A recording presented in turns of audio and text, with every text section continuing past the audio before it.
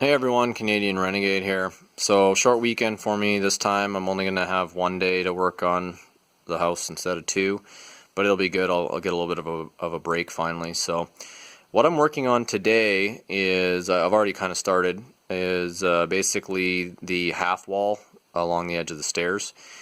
And so what you can see, I've taken out the temporary railing and the temporary platform. It may have actually been a mistake. I may have been better off to leave that platform in so I could do the poly the back wall, but we'll see.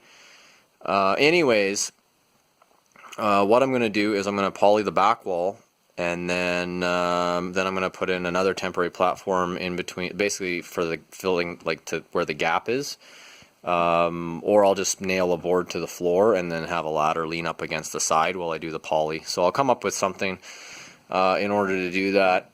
The board on the floor would be so that the ladder leg can't kick out on me. Obviously I don't want to fall down the stairs. Over here, basically that was the final piece of insulation on the wall. I had left that out because of the railing, the way the framers had put the railing in. It had gone in between the studs there. So I'll come back to that in a little bit. What I want to talk about now is the pond. So during the week we had over about a 2.5 day period we had 3.5 to 4 inches of rain out of here.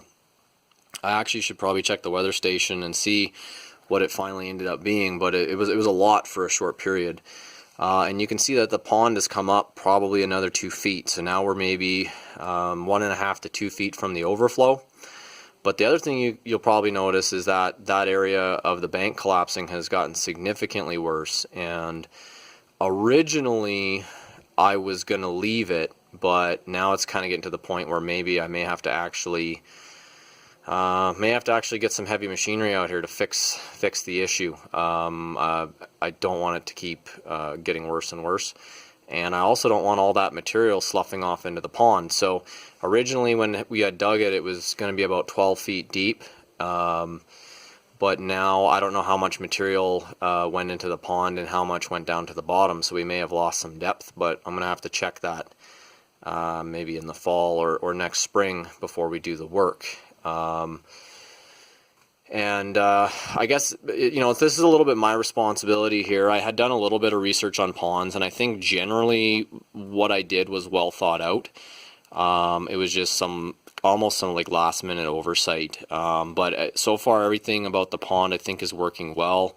I have a gradual slope on the house side, so there's really no danger of any sort of erosion or damage of the driveway or towards the house.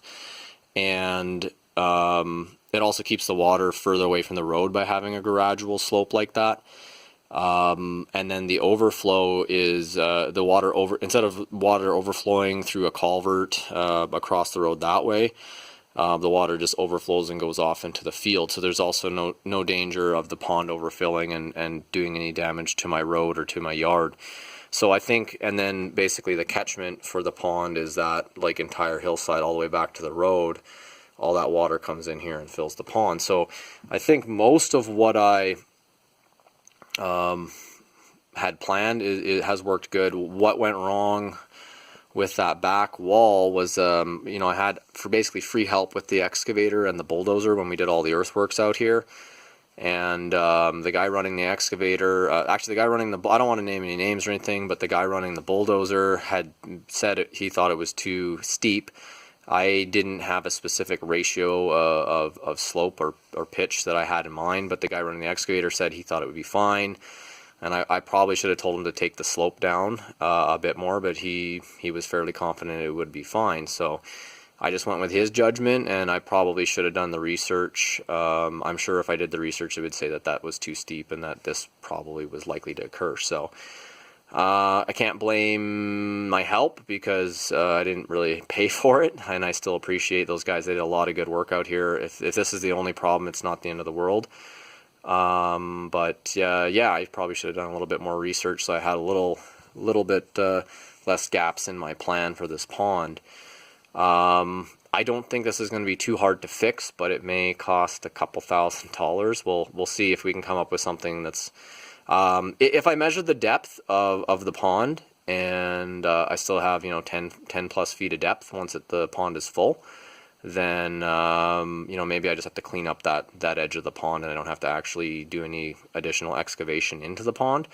But if I've lost depth, significant depth, because I'm probably going to put fish in there at some point, and we get, you know, like 4 feet of ice here in the winter, then I may have to get a big track hoe back out here to pull some mud out of that pond. So hopefully that's not the case. I guess the only other option would be to drain the pond and get a smaller machine in there to dig out the bottom again, but that's also a lot of time and work. So I don't know if you've got any suggestions, or you've dealt with these sorts of situations before. You got any ideas? Let me know. I'm trying to figure out if there's a way to stabilize that bank without getting some expensive machinery in here to clean up that back edge. But like originally, I was just going to plant a bunch of willows back there and just let them naturally stabilize the bank over time, but it appears that the erosion is happening at a much faster rate than the willows can grow right now, so it's not really working. Anyways, I better get back to it. We'll do a check-in at the end of the day. I think I went pretty long there. Hopefully some of you were somewhat interested in that. But yeah, we'll check in a little bit. Alright, so I'm getting ready to leave here, and I definitely did not make as much progress as I thought. I thought I'd probably at least get that half wall up, but really it was probably it's probably only a couple hours of work to actually do that half wall. It was just all the preparation, and I pretty much have that stuff done. So as usual with this type of thing, it's probably 10% of the work taking 50% of the time. The vaulted area, like if you look at this side here, the vaulted area there to the top of the vault is just under 10 feet, and I do actually have some 10-foot poly. So on that side, although I actually think that I checked and that roll is actually a little low, so I don't even know if I have enough to actually finish that side, but on this side a 10-foot poly would have worked pretty good. Now on this side though, because it drops down by the side of the stairs there, it's actually more like 10.5 or 10'8" or something like that, so the 10-foot poly wasn't going to work. So then basically I had to decide whether I wanted to have a small chunk at the top or the bottom, or cut longer strips out of the it's like 8.5 foot wide poly that I have, and put them up vertically, which is what I ended up doing. So having to work over the stairs, and then having to cut a bunch of different pieces, that took quite a while. So I actually used this ladder. I put the board, screwed the board on the end, so that's the side that I put up against the wall.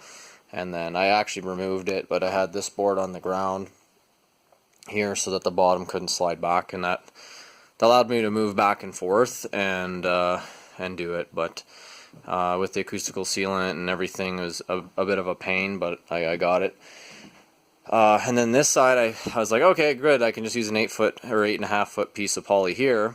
So I cut a little piece and went to put it in, and I just completely forgot that it dropped down there, so it was short. So then I had to basically add a little patch, which is what I was trying to avoid. And so the reason why I did this corner section here was basically where it butts up against the wall. I want that to be polyed behind, so basically it'll probably come to about like here or something like that, and then I'll have this sticking out for overlap, so I can have a continuous sheet. Let's go downstairs real quick. That's it for that. So hopefully next time I'm out here I can finish that half wall, and then I'll show you what else I wanted to do down here. I might not get done the next time I'm out here, but you never know. I also need to put a wall here with a doorway for under the stairs, and so it'll probably come out and be like a full wall from here, and then maybe about like there it'll like come down like kind of like a half wall, and probably stop maybe 2 steps short of the landing. That way there's room to come around the corner. And then so that's that. And I don't know if I looked in here. I cleaned up in here today too. I have my solder guy. He's going to come and put a lot of the electrical equipment on the wall fairly soon, so I just vacuumed and got it tidied up a little bit.